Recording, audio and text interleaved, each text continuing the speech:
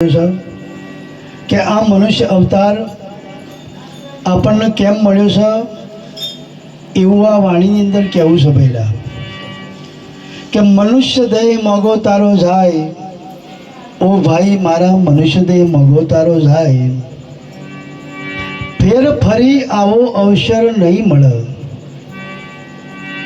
વિચાર તો કરો પહેલાં. મનુષ્ય અવતાર મોગો એટલા માટે કીધો છે. શાંતિ રાખજો પહેલા.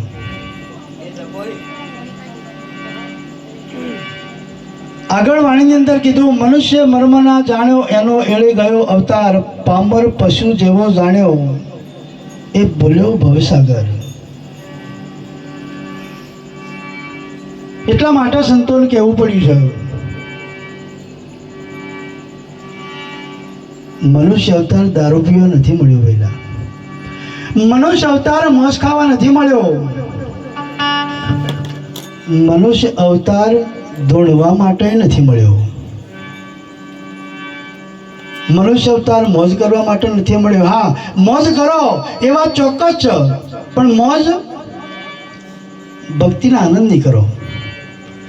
મોજ કરો સદગુરુના નામના પ્રેમનું મોજ કરો. આ જીવન જે મળ્યું છે એનો મોજ કરો.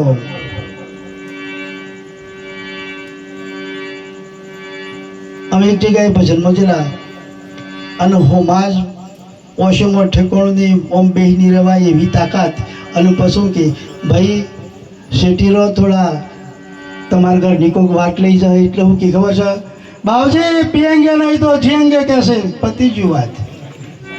જોવો તો ખરા કોના માટે સર્યા જીવન?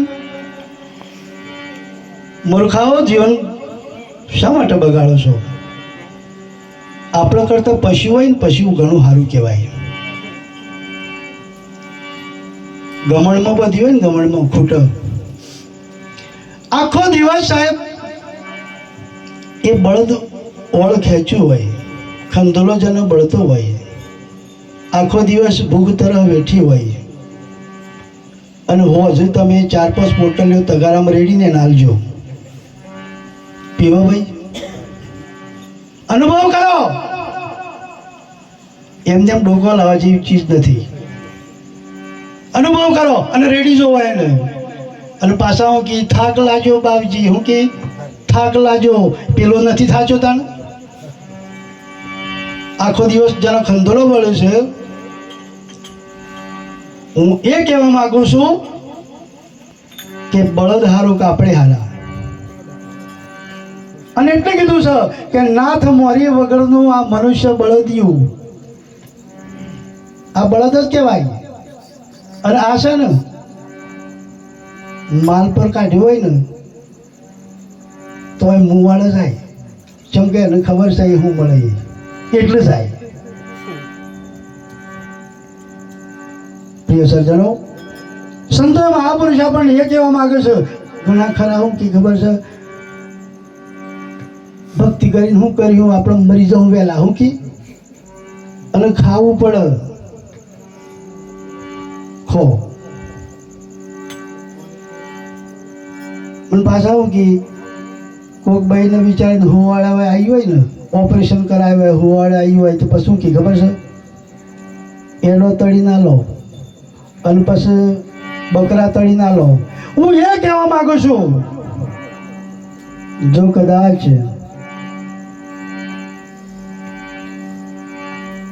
ઢોર વાયુ હોય ને પહેલા એને ગોળનો ખોરાક શા માટે કરો છો?